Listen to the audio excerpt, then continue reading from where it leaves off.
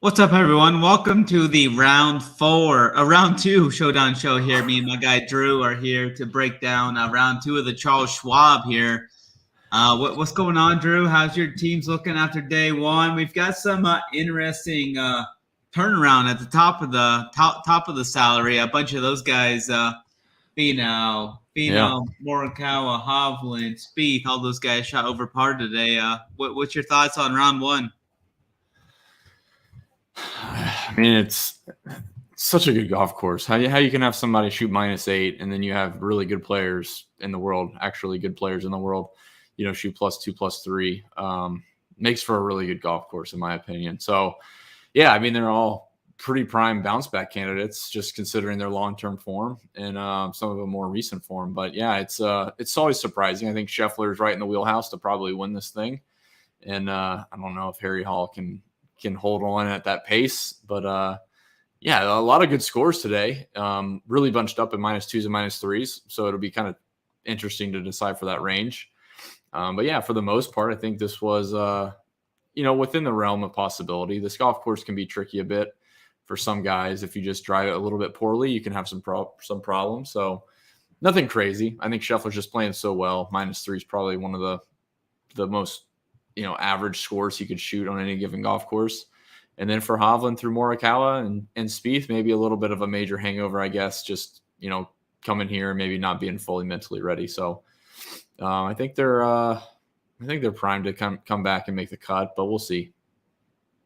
Yeah, for sure. I thought Hovland might have a little hangover here. I talked about it on Tuesday, but yeah, it's interesting to see all those guys really struggle today. They may have not been fully invested into this coming off the major. Looking into the weather for tomorrow, looks like they're going to have absolutely elite prime conditions to score tomorrow. I'm seeing winds under 10 miles an hour the whole day. Temperatures are going to be in the low 80s, so I think they're set up primed to do some scoring tomorrow. And I definitely like Scotty up top to make a charge there. We'll kind of dive into this tier by tier here.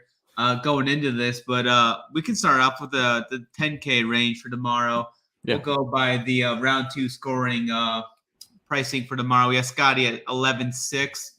I think that's still fine. I mean, I'm still going to go to Scotty up top. I don't think I'm going to go to many below him in this 10K range. Did you happen to see that Spieth clip where today where he started cussing on the tee? He hit a bad iron shot and he starts cussing. He's like, God damn it, he hit a fucking good iron shot already. That wasn't today. Did he do it again today? He did that last week. Maybe. I don't remember when. I just seen it. I seen it. He might be doing it every day. I'll give you credit, Snyder. He might be doing it every day. That might have been on the For You feed for you. But yeah, he definitely did that on Sunday last week. But who knows? Maybe he's doing that every day now. And if that's true, then I love the new Spieth. Like, yeah, to hit a fucking good iron shot for once. But yeah, it's phenomenal. Yeah, as far as like this top range, Spieth gets a little bit of a price bump. Really played terrible today. Drove it poorly. Irons were bad. The one guy that I do have consideration for is Morikawa. I'm fine with going back to Finau. I think Hovland's still a stay away. But yeah, I think the other discussion point, I guess, is for one, 11.6 is up there at a price. I think he's the class of the field, but he's also got a PMT time. So for whatever that's worth, it is nice to see that like Finau and Morikawa are going off pretty bright and early, and they could have really nice conditions, soft greens.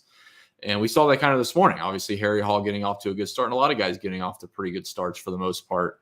And then this afternoon's scoring average really inflated thanks to Mr. Michael Block. But that's the last slide. I won't give any more my Michael Block slides. But I think Scheffler, you're correct. I think Scheffler is a great candidate to go back to, in a vacuum.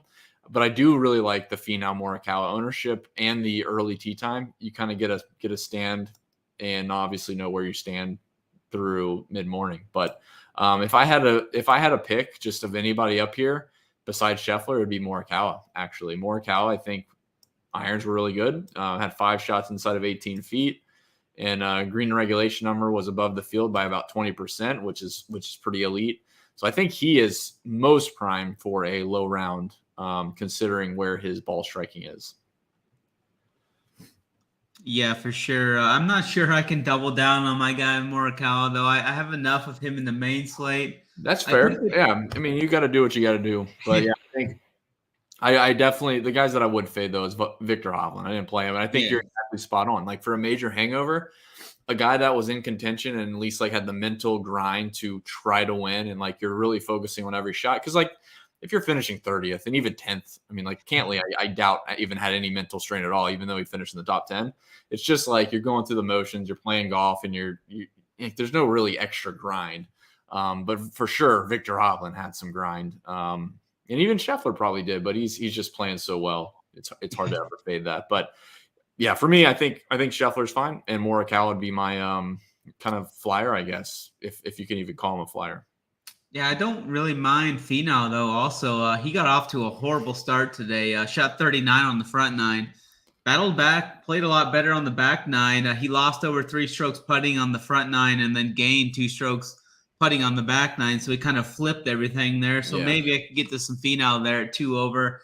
I think he's still alive to make a run at making the cut. With this good weather, I think the cut line's probably going to be even par is what I would guess. So I think those guys need to shoot 2 to 3 under to make the cut tomorrow. So but the low scores are out there. I mean, and of all the guys, I mean, yeah, Harry Hall shot -8, but it was kind of out of nowhere. But like these guys are the guys that could shoot -6 on this type of golf course. So yeah, I don't mind getting aggressive in this range and definitely taking the lower owned options that aren't Scheffler, because the Scheffler is going to be pretty popular. Yeah, it was a rough scene for your guy, Mr. Block, though. Go back to my him. Guy. He fires that's up Uncle 44. T's guy. And Big T, Uncle T, Big T, anything with a T, that's his guy. Yeah, that was pretty comical. I mean, I liked seeing the stuff happen last week, but I mean, the dude had like a net worth of 18 million. It wasn't some like. Yeah, that's also pretty surprising. Yeah, I kind of feel bad for him at this point, but he's kind of done it to himself. So I'm just kind of taking a step back because like it's almost like contrarian at nature. Everyone's going to be ganging up to say like, yeah, this guy's the best thing that's ever happened. Like, this is so cool. This is the best. It's like, no, it's not. And you guys got to take a step back and like, let's like figure out what's really going on here. Cause this is not what you're making it out to. And then the shit hits the fan and it's like, well, damn, I wish you would have shot like 75 instead of 81, but it is what it is. I mean, did you hear that? I did. Did you hear the interview where he's, if I could drive this car, Rory. Yeah, it's not good, man. It's not good. I think he might have been drunk at that point, but I don't know. There's a line between being confident and actually like telling people that because even I was thinking about it today. I remember when Patrick Reed even said he was a top 5 player in the world, and people made fun of him. And like Patrick Reed arguably was a top 5 player in the world at one point, or any given week, you know, when he won the Masters, obviously, or any other week when he won a FedEx Cup playoff event. So like. He even got made fun of for saying something outlandish, and he's a really good player. And Michael Block obviously is a good player, but he's not. I mean, we have evidence. The rest of his game is not elite and world class. So I don't know. I mean, maybe in his mind he thinks things are really good compared to his members, and maybe it is, but I don't know. I kind of feel bad at this point, but I'm happy people have kind of come back to the well a little bit and figured out it was faked in my opinion, man. It was so bad. Everything was staged a little bit and like a little bit over the top. Like you're playing in the PGA Championship, you get paired with Rory McIlroy, and you're surprised by that. You're in the top 10 of a major, and you're surprised. I mean, like you could have thrown out any name, Victor Hovland. Wow, I can't believe it. What are you talking about? Like if it was Tiger Woods, I can't believe it. I can't believe I'm playing with Tiger Woods. What the fuck are you talking about? You're in the major championship, and you're playing good. You're going to get paired with good players. Like, dude, everything was just unreal to me. I couldn't even get beyond it. But yes, God, we can't believe we just spent 3 minutes on Michael Block. But yeah, it is what it is. I mean, people hopefully, I don't know. God, it just drives me nuts, dude. I mean, like of all the people, Ben Curtis won the freaking British Open. He was like 500th in the world. Like that's impressive. Like that's phenomenal. But no, not a club pro that plays 25 PGA Tour events, plays 3 PGA Tour events a year. That's not a club pro in my opinion. So it is what it is. It is what it is. Well, we can kind of get back on track here and go this 9K range. We got Max Homa all the way down to Ricky Fowler here. I really like Justin Rose tomorrow. He's a guy that I thought played relatively well for how bad he putted. I mean, he gained over 3 strokes with the approach and lost over 3 strokes with the putting. I think he's a guy that can come out and fire a low number tomorrow. He goes out late, but I still don't mind that. Some of the guys that went out late today still shot some good numbers, like Max Homa. There were some numbers out there for some late guys, but I like Rose there. What's Cam your Davis top played well. here? He's in the next range. Cam Davis played pretty well. Played well in the afternoon. So yeah, I think Rose is a core play, obviously. I mean, everything grades out well, even coming into this event. Like, that's one of the things we talk about every week on the show is think about the guys that you looked at hard for a long time going into this event, for 3 days, Monday, Tuesday, Wednesday, and think about those guys that you wanted to play for the full week. And then they pop and they show signs of form even after day one. You go right back to the well. Justin Rose is great, dude. He's top of my list in almost every single category. Greens and regulation are great. He gained on almost 90% of his approaches, which is like beyond elite. Like that's very hard to do. Like gaining over 55% is great. Gaining over almost 90% is like very, very good on the average. And he also gained on 80% of his drives. Like his ball striking was phenomenal.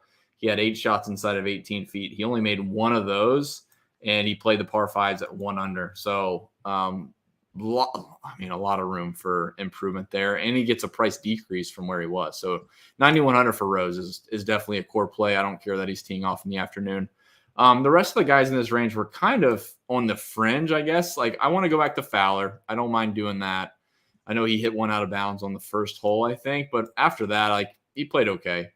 And then Homa, I assume, is going to get some ownership. And I faded him for the full week. I probably would just go back to a fade and assume he gets increased ownership because he had the best score of this range besides Burns, who I'm not going to play anyways. So for me, honestly, I would start with the 10K guy and I would pick one of these 9Ks, which would be Rose probably. And I don't mind Fowler, but Rose stands out. I mean, like a sore thumb. Yeah, for sure. You look at Sam Burns, he gained over 3 strokes, almost 4 strokes with the short game today.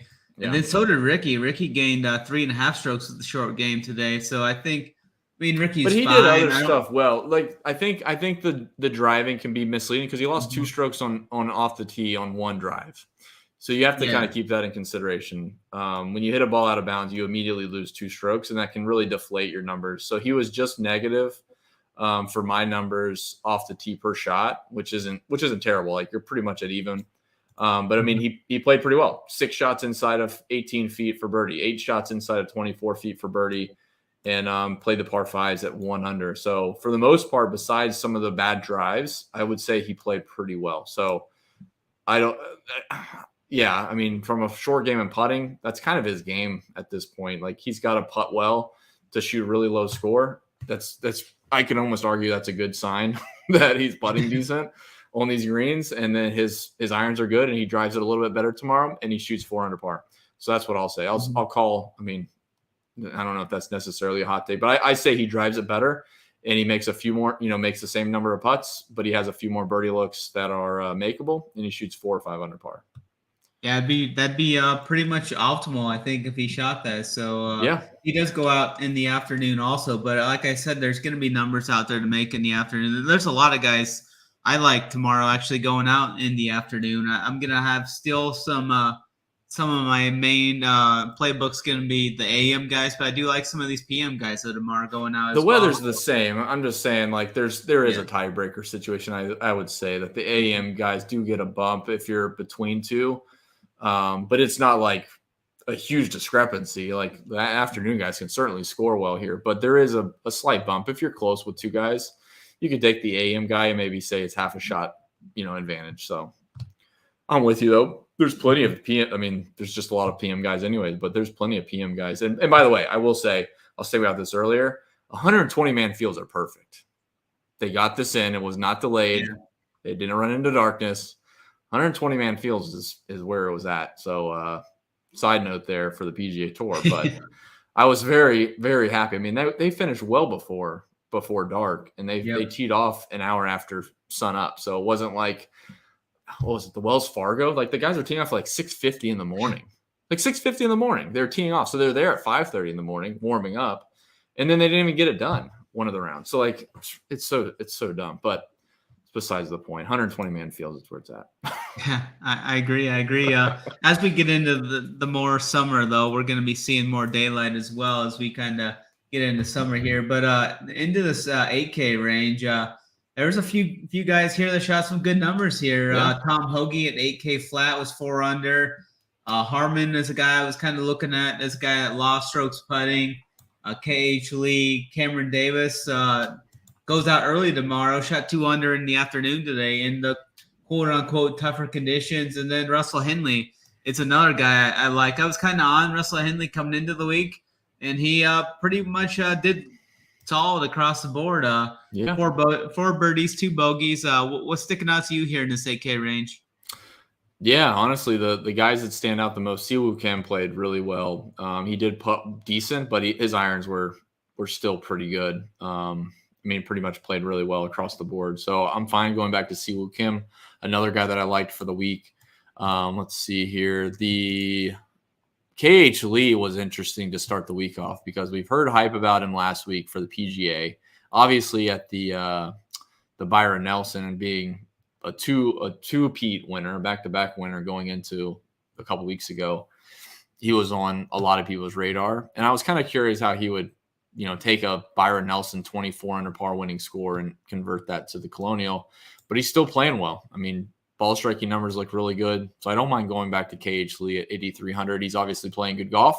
And it might be one of those situations where, we probably talked about, or you guys probably talked about Ricky Fowler in the fall, in the beginning of the year, where, he has been so bad for so long, but he's starting to turn a corner. And if you jump on a little bit early, maybe KH Lee is going to start to become, a Sung J M type and be very consistent week to week. So I like KH Lee there. Not sold on Brian Harmon. I still don't know if he's got the super low rounds. He did play pretty well. Off the tee wasn't great, but as far as approaches and stuff is good. I actually have him making a fair share of putts despite his strokes gained putting numbers. So I probably won't go there, but I'm fine with Siwoo Kim and KH Lee. Cam Davis is fine as well. And Chris Kirk is another guy that a lot of people talked about into the week. And I faded. He shot 2 over today, but I see him having potential to bounce back. He was very up and down.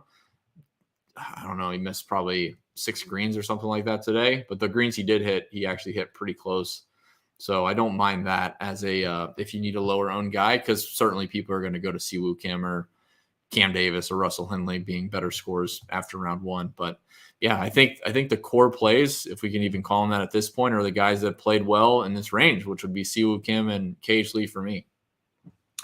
Yeah, for sure. I really wasn't on Siwoo much coming into the week, but he definitely played really well today. I'm going to be more so on Henley and Davis, but I think KH Lee is a great option too. He goes out later tomorrow, but like I said, I'm not too worried about with the weather forecast tomorrow. It just looks so perfect all day long. Winds under 10 miles an hour, great temperatures, low 80s. I think all these guys can go out and shoot around tomorrow. So we can jump into this 7K range here. Much bigger range. There's a lot of options here. There's a few options I really like as almost top plays on the slate. Emiliano Grillo is one of them there. I really like the price for him at 7,700. Big birdie upside, made 5 birdies today. I think he's a guy that's real strong tomorrow. Eric Cole, I'll still be on him. I was on him for the full week. 3 birdies, 2 bogeys today. I like him. Kitayama is a fine guy there. He lost over a stroke putting today, but he gained everywhere else. 3 birdies, 3 bogeys. I think he left some out there on the par 5s as well. Andrew Putnam. Billy Horschel is a name down here that I really like tomorrow. I didn't really play him on the full week, but I wasn't sure how his game was trending. He got the new caddy. 3 under today. Looked like a solid round for him. He made 5 birdies, 3 bogeys, and he only played the par 5s at even par. So I think Billy kind of left some out there, and 7,100 is a really good price, I think, for him, where maybe if he had some better form leading up, we'd see him possibly, in that 8K range or something. So I think we're getting a pretty good discount if he is playing some normal golf to where he usually was. And Ben Griffin was another name down there. He gained over 3 strokes approach today, lost putting, 5 birdies, 2 bogeys. What's sticking out to you here the most here in the 7K range? Yeah, I tell you who I think is going to have a good round. I agree with most of the points you made. Like Grillo is a guy a lot of us talked about going into the week, played pretty well, obviously shooting 3 under, so he's still in contention. Played well at tee to green. I mean, I think there's a lot to be said for how good he's been striking it. And he made a few putts today and posted a decent score. So I do like going back to Emiliano Grillo. There's 2 guys down at the low 7s that I think are really interesting and maybe fly under the radar a little bit.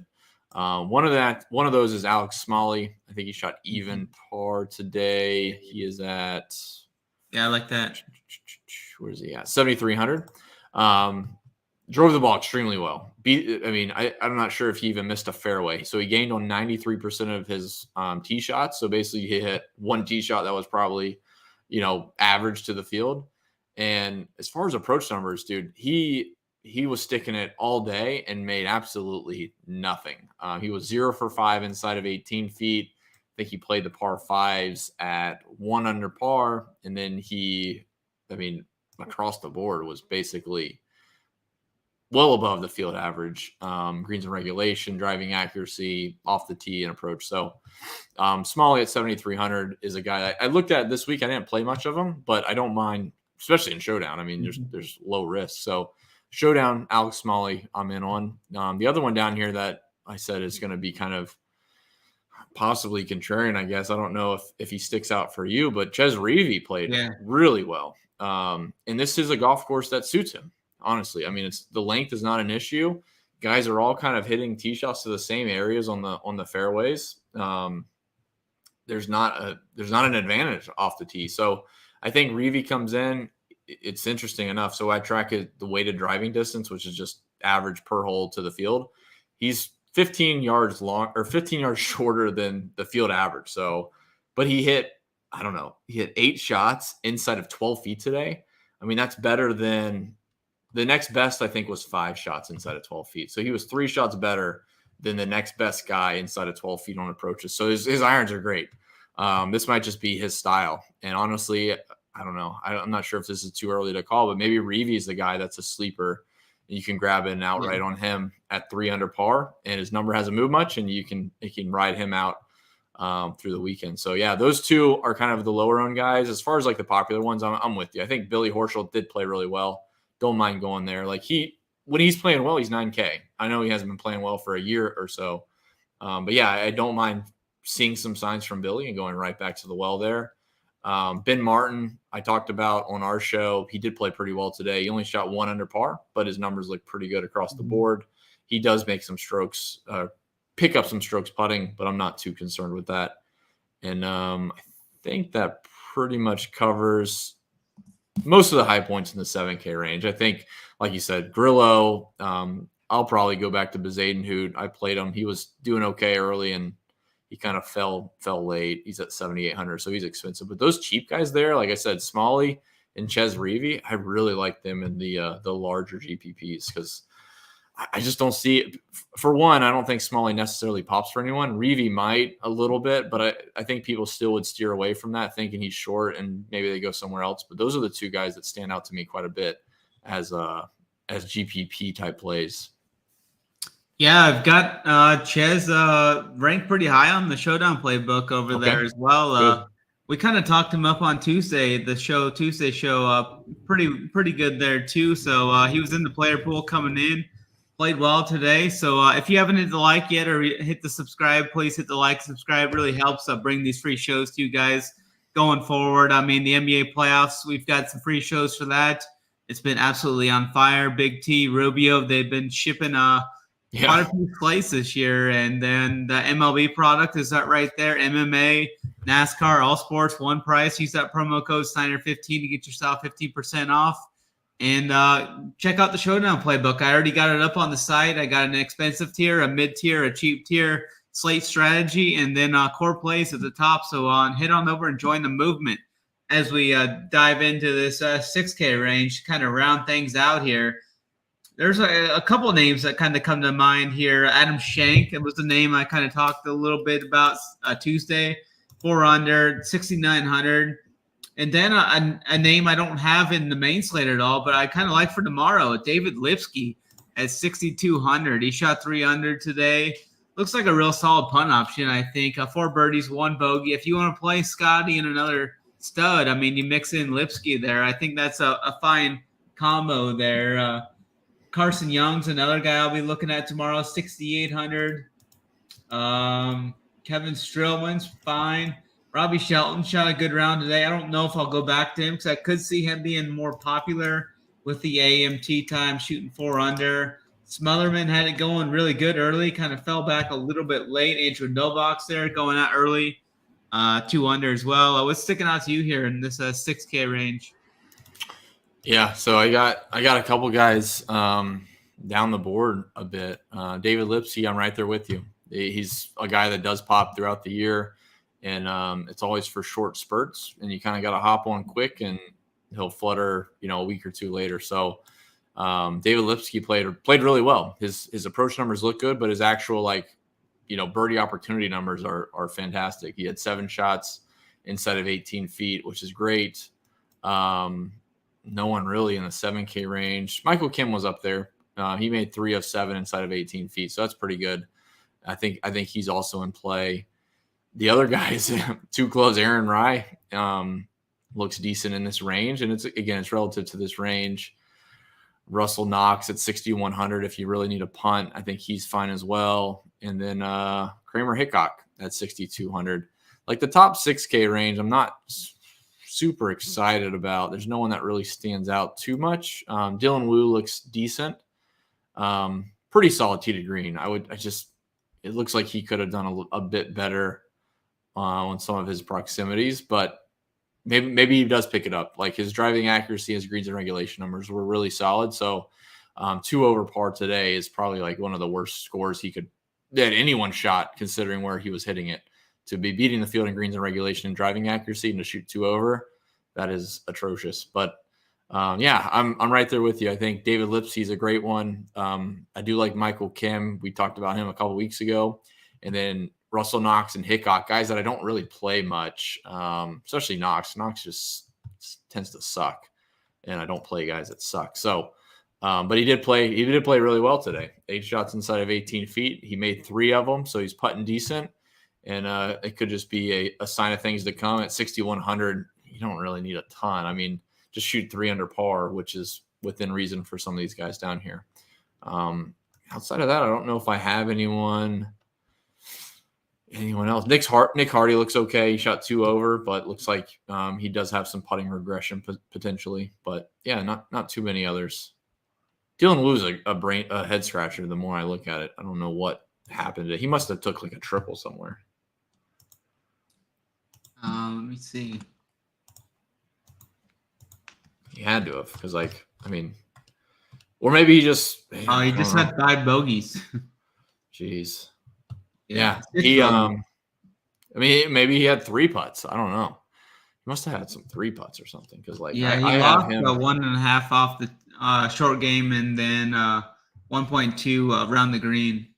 Okay, so maybe it's around the green that got him. Yeah, overall he played. It was really up and down with the 1, 2, 3, 4, 5, 6 bogeys. Right? Is that right? Yeah, he actually played the toughest stretch. The toughest stretch on the course, 3 under, 6 through 9. Yeah, interesting. Kind of wild.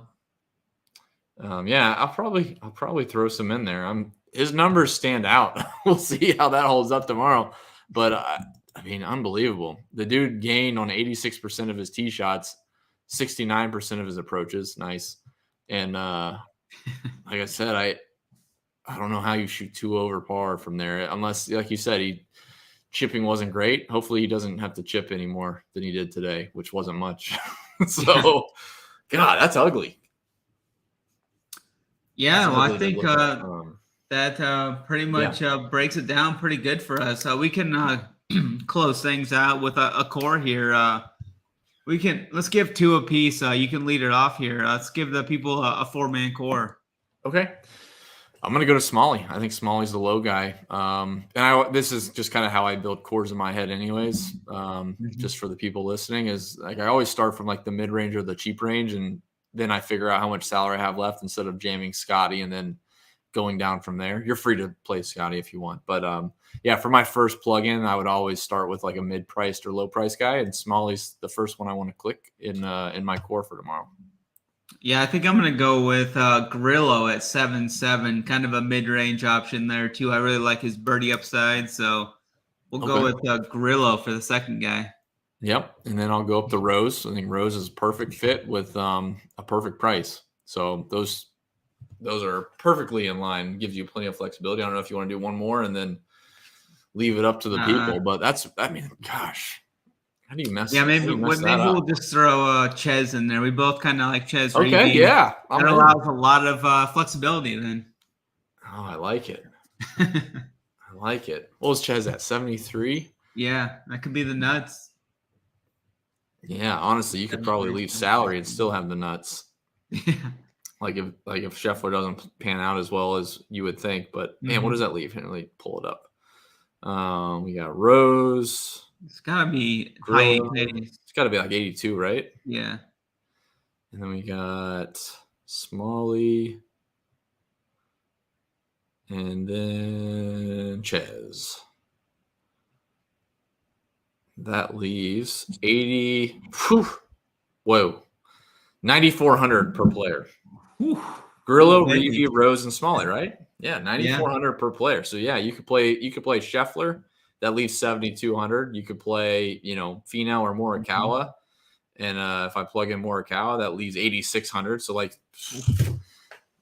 man, good luck not cashing. The options are endless. Just lock those 4 guys and run. That's got to be one of the best cores that we've seen in a long time. Like sometimes there's always a fringe play or like, you're playing a Scotty as a core and like, you're like 8,100 and maybe you could go high or low. But gosh, to leave 9,400 for your last 2 spots, I'm not sure it gets much better than that. All right, definitely tasty there. I think that's going to do it for us tonight, though. Kind of broke down everything. I got everything over on the website there, runpuresports.com. Signer 15 for the promo to get yourself 15% off, which even includes SaberSim. SaberSim's got everything up you need for Showdown. The player, salary, tee time, score, projection, ownership, all that in one spot. Easy to build 150 teams if you want. So I'll head on over, join the movement. Any final thoughts for you here, Drew, as we close this out? I just want to answer Andrew Peterson's question. There's no weather edge, but yeah, morning give me a half shot bump. That's kind of where I'm viewing it. Play the AM guys, but don't be afraid to play some PM. It's pretty neutral as far as weather goes and nothing else. Otherwise, gosh, throw that core into everything. Golly. Yeah, appreciate it, Snyder, man. Always a pleasure doing a show with you, and hopefully people got a little taste of what we have at Run Pure Sports because it's been a lot of fun for a good run the last couple weeks, and look forward to continuing that. I think we're gonna see a huge tie up top with that core play tomorrow. So there's only so many angles you can go after that. It's there's gonna be a lot of lineups duping, I think, for first place. Kurt for sure. I saw Kurt in the chat. He knows where we're going on those next 2 guys. Oh yeah, for sure. Well, that's going to do it for us tonight, guys. Appreciate you guys watching. Thanks a lot and everything. Hit the like on the way out if you haven't already. And always run pure.